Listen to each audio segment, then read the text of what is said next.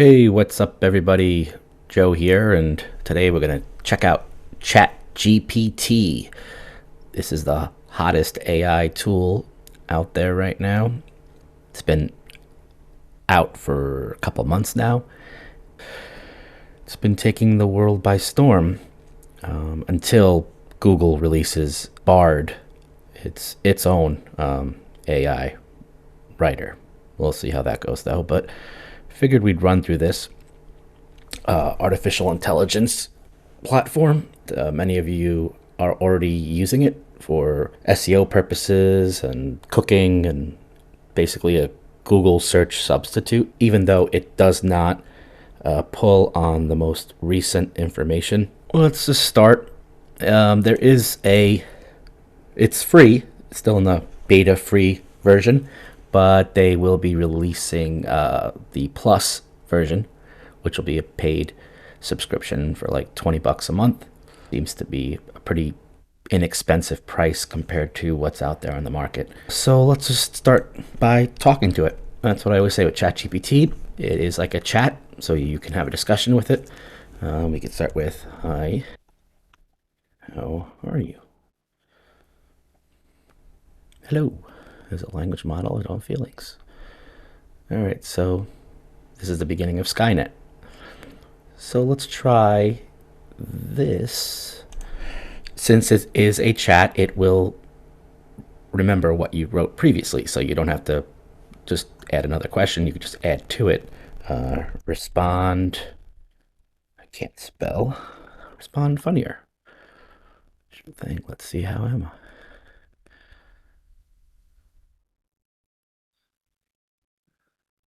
Fabulous is a unicorn riding a rainbow. How about you? Oh, see, that was a little funnier, so that's pretty cool. Let's see if you be. Oh, you'd be an octopus. Okay, so you can see the basic way it works, the back and forth. But now we can start using it for some more helpful use cases because I don't know how to cook. So let's see what should I cook. How do eggs Benedict?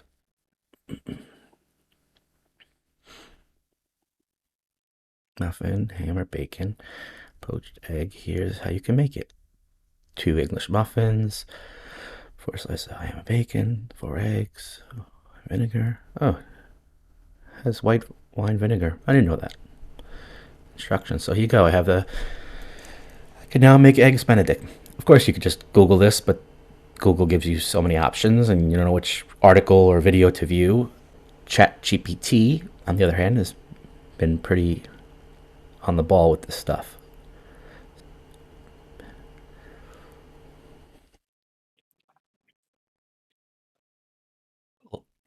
Now, say I'm thinking, what are some similar dishes?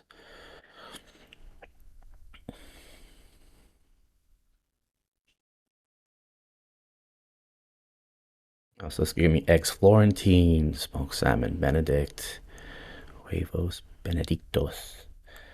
Oh, look at this.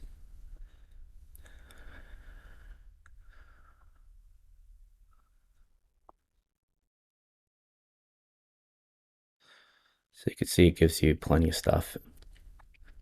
Let's say now, okay, that number 4 looks good. How do I make number 4? See, so it remembers, it retains all the information. And if you ever want to start a fresh chat, you just up here on the top left, start a new chat, but we can just keep it all in this window.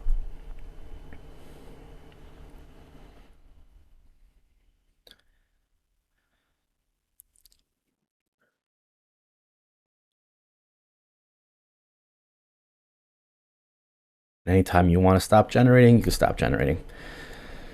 So now we want to get more for educational stuff. Who was the 16th president of the United States?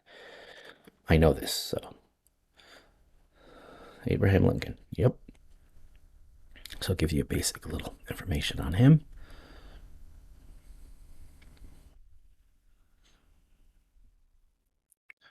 I say I wanted to write more about this, about President Lincoln. Continue.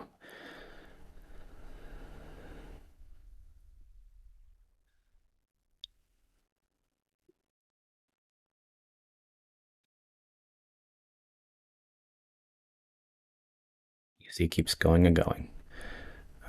So now we could also organize things. We can please list in columns.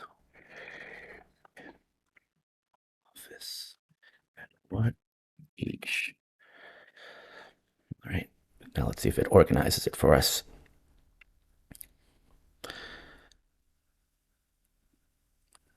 So you could put the information in columns. The AI is pretty flexible on what it can do.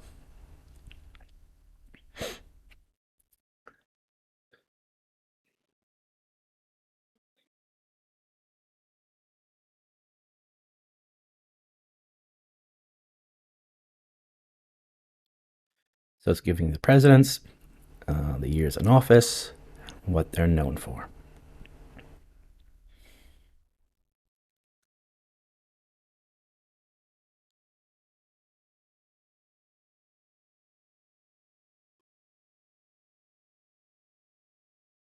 Now you can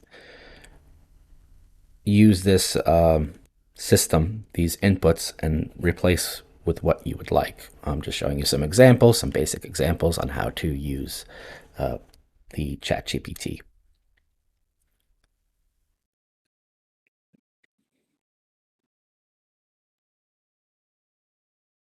Okay, it only includes up, but we can continue if we wanted to. Now let's see some other use cases. So if you're writing articles, or for the SEOs out there that have already been doing this, most of you, let's say we want keywords. Generate keywords related plumbing. Got a plumbing website. All right, here's some keywords related to plumbing. Plumber, pipe, faucet, leak. It'll give you some options that I didn't even think of, so that's good. That's helpful.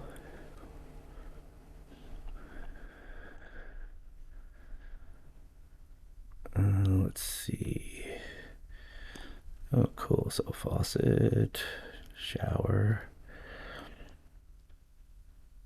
Let's say, okay, let's write an article. Write an article about plumbing professionals. That was one of the options, the keywords.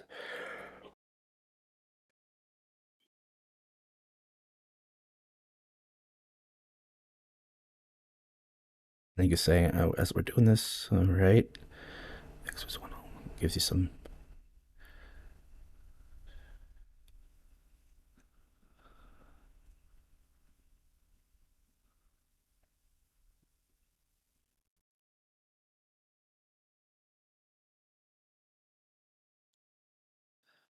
Say I'm not happy. Stop that. Let's see. Create an article topic about create an article topic about. Okay, the importance of hiring. So let's do write 1,000 words. We're gonna give it 1,000 words, and then it'll probably produce like 500, but at least it'll write more. Hopefully, write 1,000 words about. God, I can't type today. Above.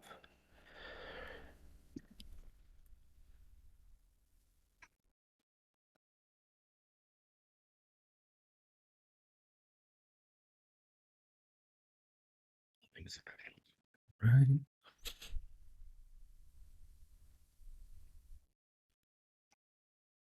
Safety is primary concern.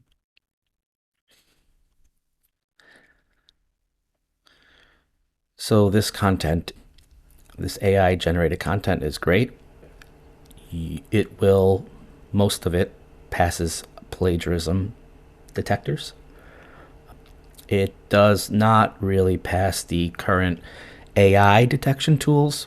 There's ways around that, but the AI detection tools can may provide like a false sense of security. They're not always accurate since they are also in their infancy. So, kind of use it just to help you out. Give you a little guidance. But AI watermarking is an issue. So, if you are going to try to use this on any websites or for educational purposes, papers, etc., just be careful. It's not really what the AI is meant for. A lot of discussion going on about that. Doesn't mean that people aren't doing it, but you could see how this tech is pretty impressive. So we have all this. They wrote there's a nice copy here for us, and then say we want to paraphrase this. The above. Let's get to the point. What the heck is it about? So this is, besides producing content, it also has other tools within it. It could paraphrase, rewrite, uh, you know, change the tone of things, stuff like that. So if you want to copy and paste text into ChatGPT or write something in it yourself, then you can paraphrase it or rewrite it.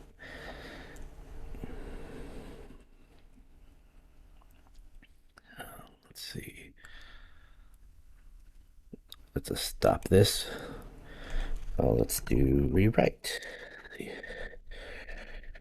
Rewrite the above. So now it's going to rewrite what was up here. So yeah, get the point. I don't want to break it because there are some issues. As I mentioned, ChatGPT, this free model, if you're not paying for the plus, it at times during the day or at night, it doesn't work. You'll get an error message. Or if you try to sign up for it now, you're going to be put on a wait list possibly. It's, very, very popular.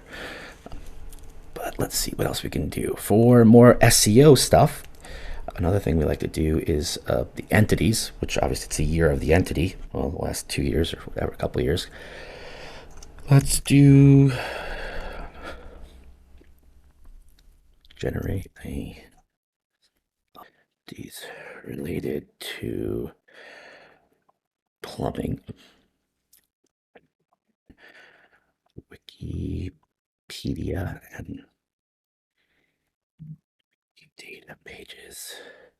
Oop.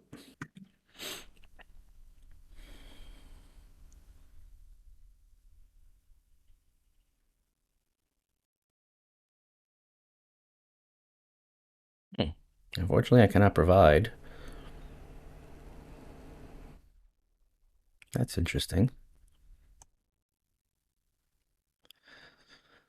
Let's see.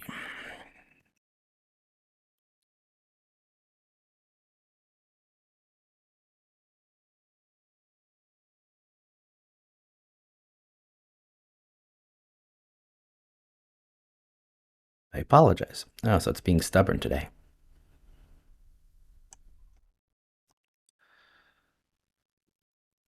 Let's try something. A list of entities related to. Let's try web design.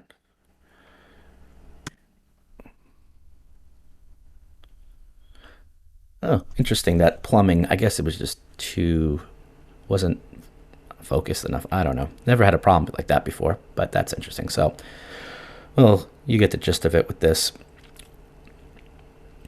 So these are the list of entities. Now, what this is useful for is basically for your schema.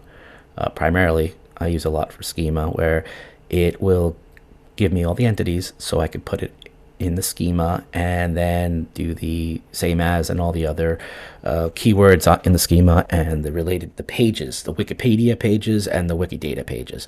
So this speeds up that process a lot if you just want to bang out schema and get everything organized for yourself rather than going to each page, finding it, where is it, what's the link, you have it all here, you can just copy and paste it. So that's a nice one that I've been using a lot.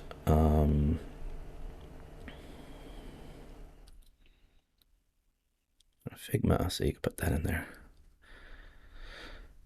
All right.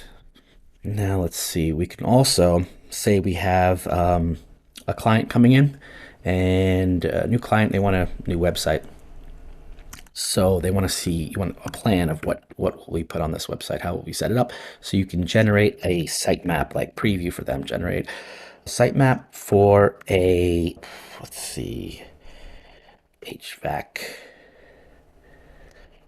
website.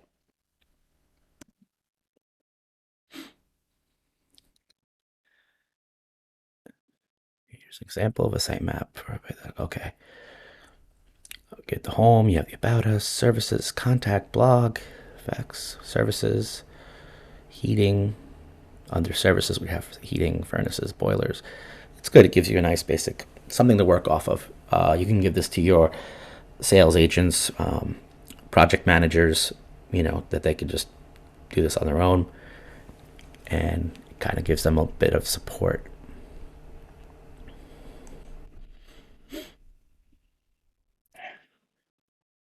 All right, so now let's say we want to do,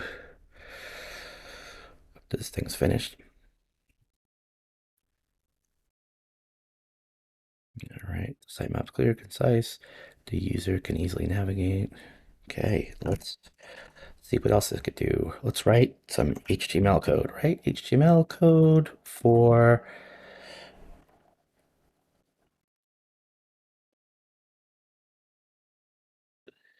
actually I should put homepage, but all right, do the whole website. You could actually say which page you want. And here you go. You have ChatGPT write the code for you. I mean, it's pretty basic. The better the input you put in, the more you guide the AI, the better the output. I'm putting in some very loose inputs in here. It's not so detailed. So if you really want it to be even better than this, you definitely want to like guide it more and have the name of the page, title, and the brand name, etc. All right, so that's nice. Let's try now, see how it does with JavaScript. Right, JavaScript code for, say, a button rollover. Oh, sorry, rollover. This is great too if you don't know anything about coding and you just want to play around, build your own website. You can go to ChatGPT and get the code you need, and then you copy paste, put it in your website editor. So there you go. Got some JavaScript code.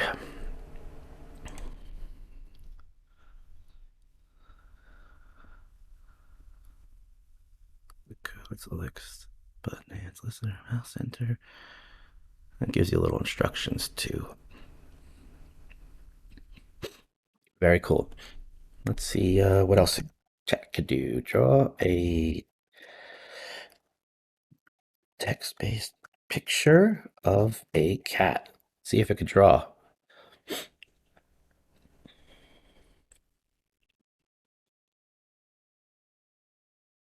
Hey, that's pretty cool. Looks like a cat. There you go. You have do a little Chat GPT art show. All right. So now also the AI can help you if you want to write stories. Let's see. We want to write a story about a raccoon. Is about raccoon, right? No.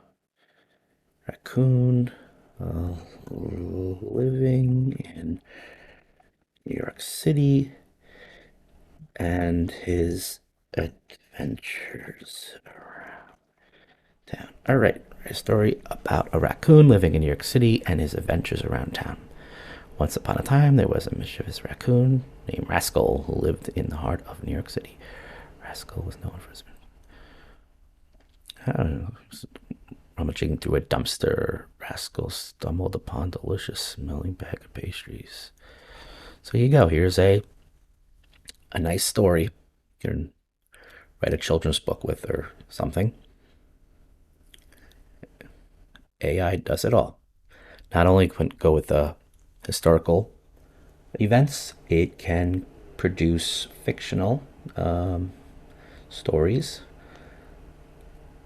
Also, with some historical events, chat does censor certain things.